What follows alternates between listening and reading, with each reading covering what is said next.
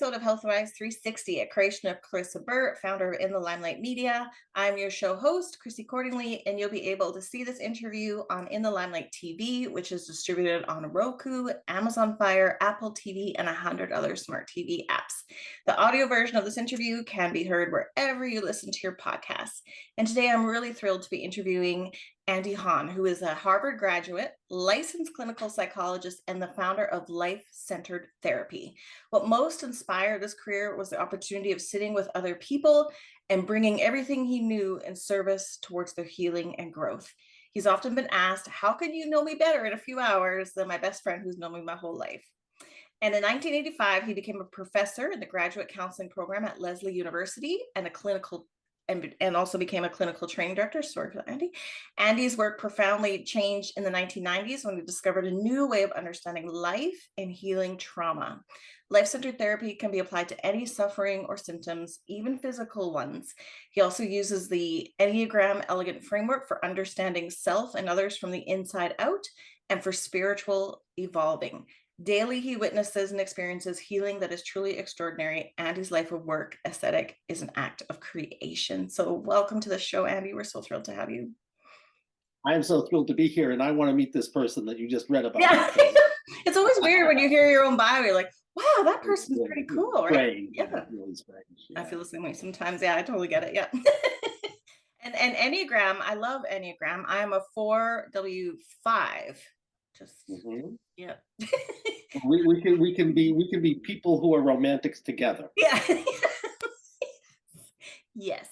So let's talk a little bit about healing, because I think the idea of wellness or being healthy sometimes gets misconstrued with physical signs of success, but there's a lot of successful people in the world.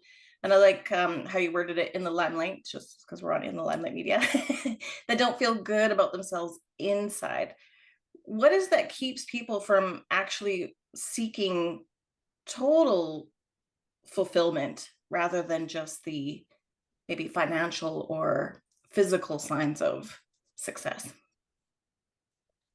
That's a great question. No one has ever asked me that question. I'll tell you what I think it is. Yeah. One is external and one is internal. And to be truly fulfilled, full, you have to be able to accept all of who you are, because otherwise you'll have an empty spot that will just crave your attention, and it will keep knocking on your door saying, pay attention to me. And some people will say, I will do anything I can to get as far away from that because it feels like a black hole and it will destroy me. But some people know that black holes are about attraction. Like, what's gravity? It's saying, I'm calling you and I'm just asking you to come and be with me. But we call those things by the wrong name, and then we spend all of our time trying to avoid that black hole. So the reason most people don't want to do it is they think the black hole will kill them or destroy them, when really it's a revelation that would be it would be what would save them. It would be what will save them. But that's why we get away from the divine. We call it by the wrong name, and then we think it will destroy us, when really it will enliven us. I really love that perspective. I know in past I've heard things like stress is actually just resistance, and these things that happen that we maybe label as negative or perceived weaknesses is actually just when they catch our attention, they're actually just invitations to grow. And if we would just RSVP yes and lean in, life would sort of bend in our favor. But it is very scary to do that deep work. How does someone know that they're ready, or how does one start that journey of finding their inner wellspring, who they really, really are on the inside, and learning to accept all their facets? Because we're not good or bad. We don't have good or bad parts. We just are, right? Whole humans. So how do we start that journey? Most people start it because there's some kind of sense that no matter what's going on the outside, there's a sense of longing for something more. And it's like when you really tune into that longing and you say, like, there must be something more, even if I'm profoundly successful externally.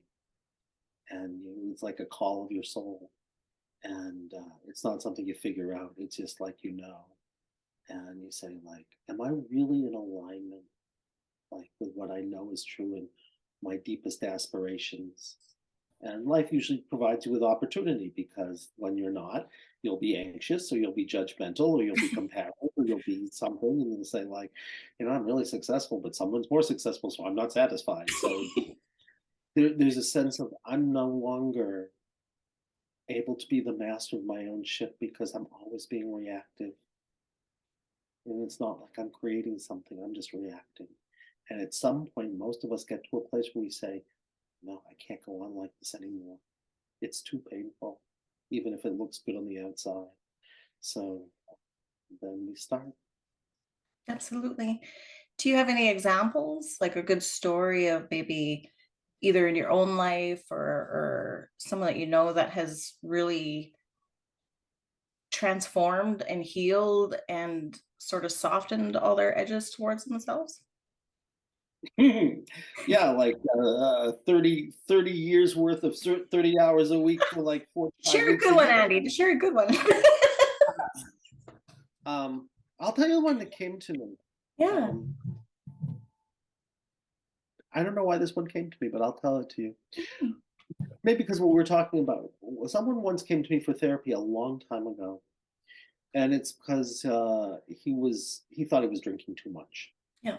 and he came in, and this man was unbelievably successful, and he told me about all of his success and how every business he started was way more successful than the last, and he was a multi-millionaire, and every wife he had was more beautiful and younger than the last one, and he told me all about that.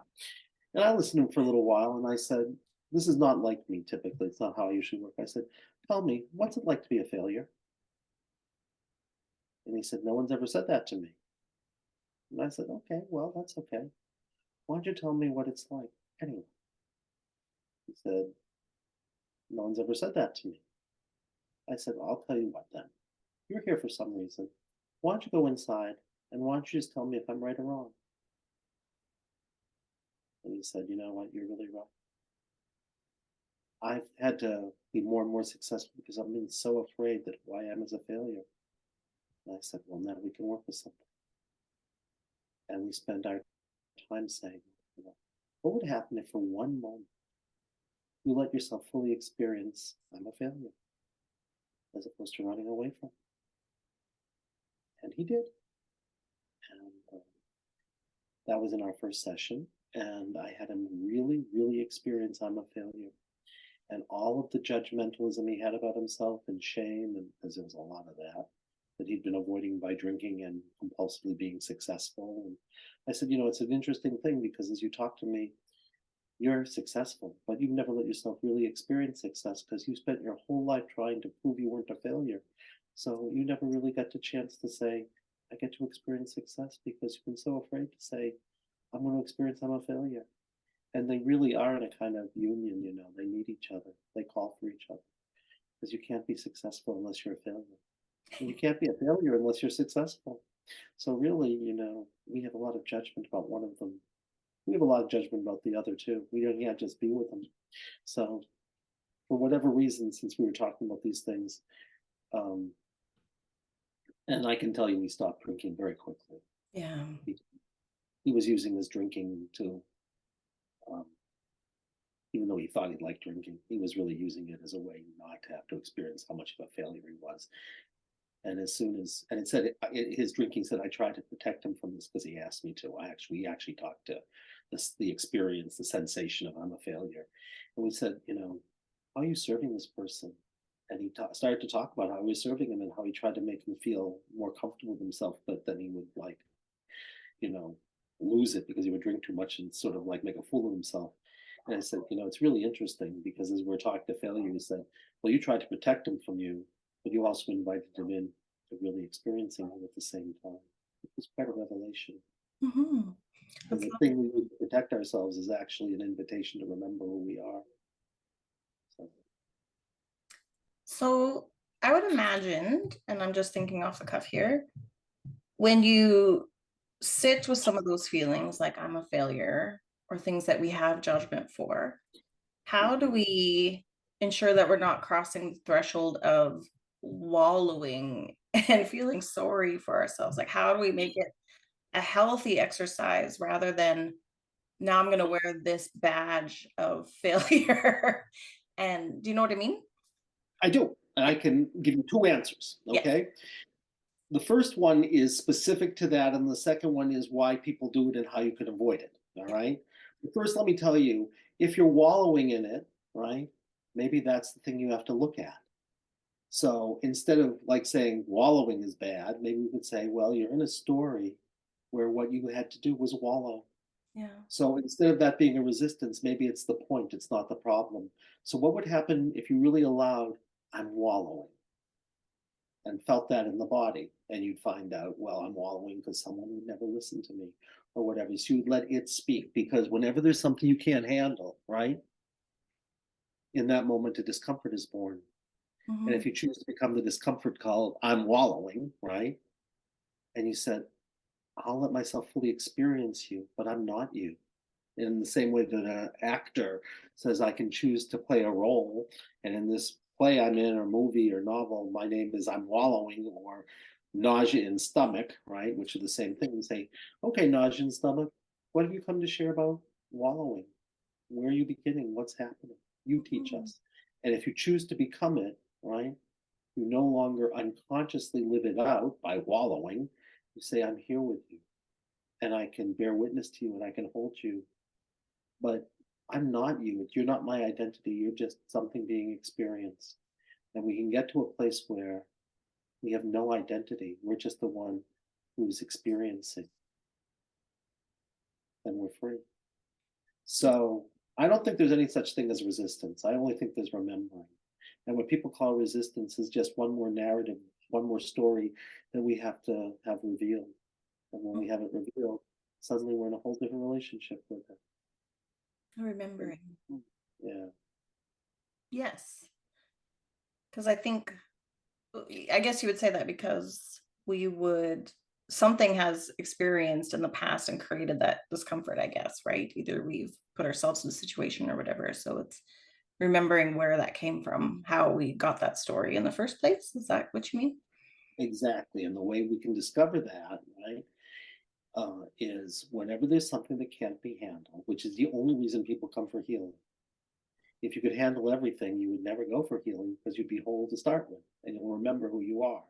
So life is just about the invitation to remember who we truly are, so we're free of suffering, because suffering is just not remembering who we are. And the way we do it is simple, which is when, I mean, all therapy or any healing is mastering what couldn't be handled. And the Mhm. way you do that is easy. When something can't be handled, in that moment of discomfort is born, and it's here right now.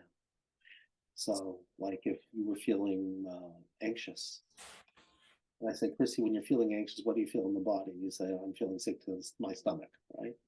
Well, I'd say, Chrissy, you're not feeling anxious because your little toe's just fine. So you're not feeling anxious. But someone whose name is sick to stomach is feeling anxious. Mm. And you're not aware of them because they were born in a moment. And the second they were born, you identified with them. You think you are them, but you're not them.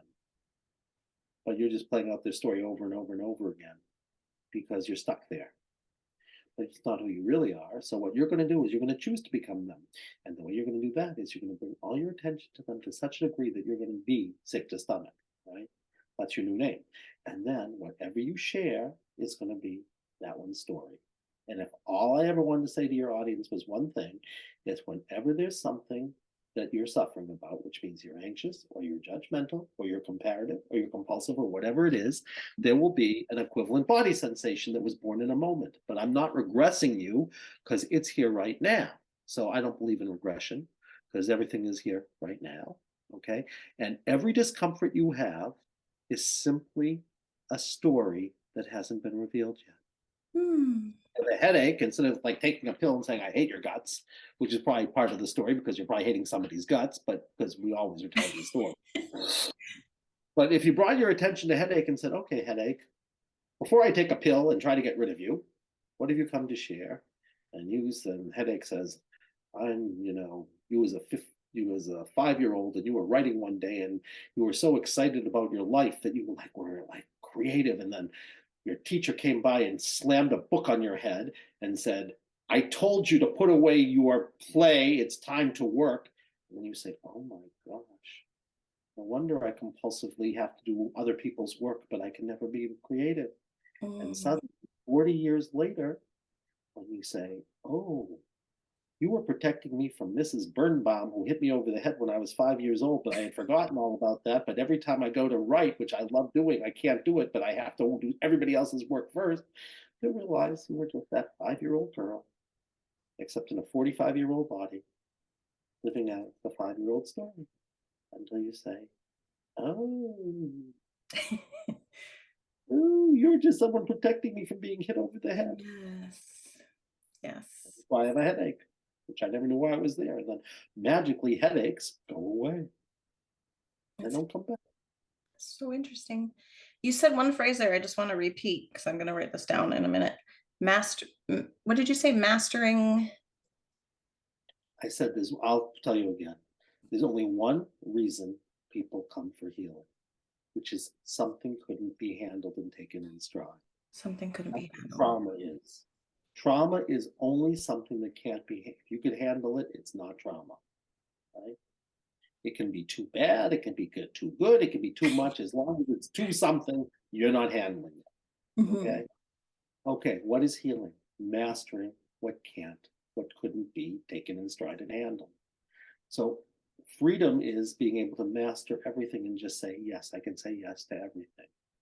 How do you do it? It's simple. When something can't be handled, who you are, which is E as in energy, slows down by the speed of light squared and becomes M, which is matter, which you can feel in your body as some kind of discomfort, right? So, really, any identity we have is simply traumatic energy that moves from being who you truly are, which is a verb, a flow, E, right? Right? You're a wave, that's who you are. And suddenly a particle is born called sick to stomach because something couldn't be handled. Mm.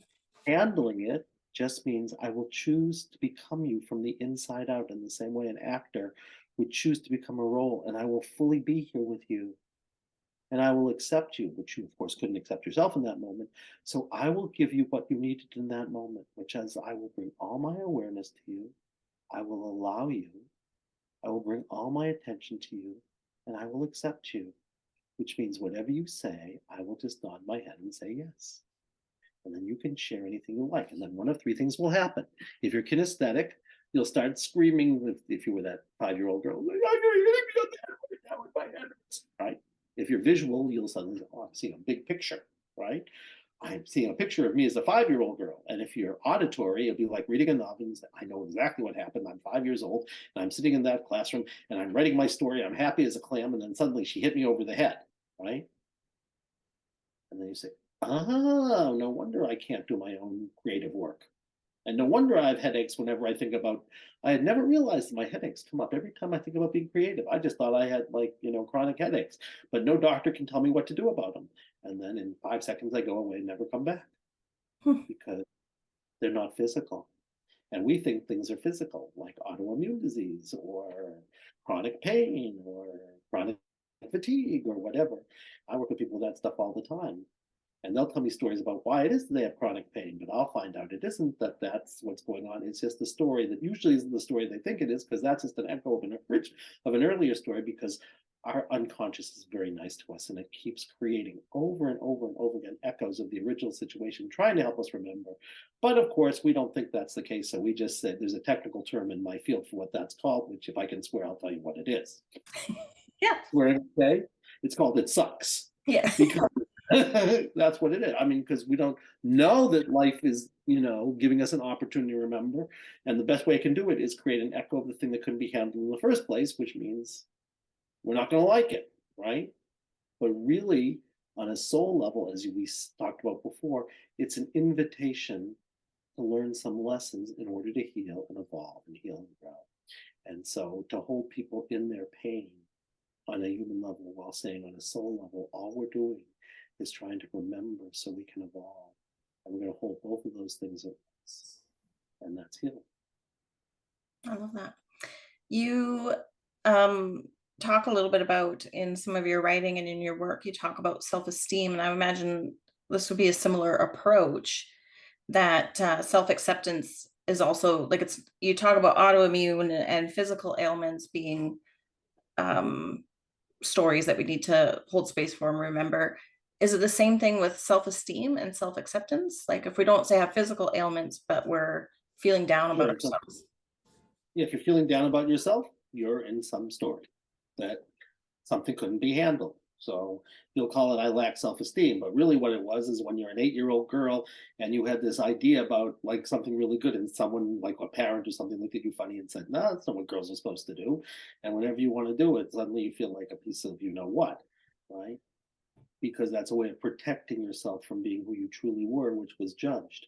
And then you take that voice inside your own head and you start doing it to yourself. But really, it's just a way never to be abandoned by a parent that you have very mixed feelings about, right? So the best protection we have is to do it to ourselves because then we take that relationship inside and we can play out any side of it we like, right? But really, it was an 8-year-old girl who was saying the best choice I have right now is to take that person inside of me and then I can master it inside of me because I've never changed my father or my mother, right? I'll never be able to do that, right? So, and I'll never get abandoned. And I'm the one who can change something, right? I'm the one who can master it. And so, it's a really good strategy when you're 8. Except now we're 48 and we're still, whenever we say, I think I know what's right. No, I can't do that. That's a bad idea, right? And that's a bad idea is really your father, your mother's voice, or both of their voices. And you say, thank you very much. You probably protected me because when I was 8 years old, if I'd done it, I might have gotten slugged, but that was 40 years ago. So I'm going to say, I chose for you to come in. Mhm. I can choose to have you go out because really that's the 8-year-old who's traumatized and the protection she made by bringing in her parents' voice. And then you just send it all kinds of loving energy because we're all channels of love. And we just send loving energy into that thing that was now outside of us because we asked it to come in. So we say, thank you very much. I'm very grateful. You probably kept me alive. But now I'm going to ask you to leave. And then say, thank you very much. I'd rather be in my pure form too. And then you just send it energy, which is light, and you channel light into it and the protection goes away and the 8-year-old is healed and then suddenly you have self-esteem. Mhm. I really like that. So, as we enter this world where there seems to be a bit of struggle between empowerment, enlightenment, and wanting things to just stay the way they are, even though there's a lot of maybe injustice or brokenness in the world, there's a lot of pain and suffering out there. So, how can we use this empowerment or these healing techniques in the service of social change or social justice? Well, you talked about it on 2 levels, so I'll talk to you about it on the personal level and then on the Yep. collective. Okay, Hmm. on the personal level you said there's this tension between, we'll say, security and, let's say, keeping things the same and wanting things to be different. Okay, now I want you to notice, right, those 2 things are in a relationship with each other. You can't think about change unless you can think about same. You can't think about same unless you can think about change. So really, they're kind of in this kind of sacred union, right? And then the question is, can we let go of our compulsive preferences? Which means, so like something's happening, and because there's a context. So we're going to talk about a context at some point or other. But in your personal life, am I going to stay where I am or am I going to move? Right? Let's say. Okay, so the question then is, can we be the one who's holding, keeping things the same, or aligning with change? And if we could do that, we could say, well, I have to decide where I'm going to be. That's the context. But once I know that's the context, life is going to reveal something to me. If I could be open and not be attached to one side or the other of that. So my work is to say, any charge I have on keeping things the same or, doing something different, right? I'm going to notice whatever anxiety comes up and I'm going to be with that until I can say, what is life inviting me to do right now if I really tune into my deepest intuitive knowing in my heart? And I'm going to follow that even if I'm scared. So that's the first thing I'd say. So Gandhi in the movie said three things, right? He said, the easiest people to deal with were the British. Second, the Indian people were really, really hard. But myself, that was the hardest. So really, if you want social change, you have to start from within, right?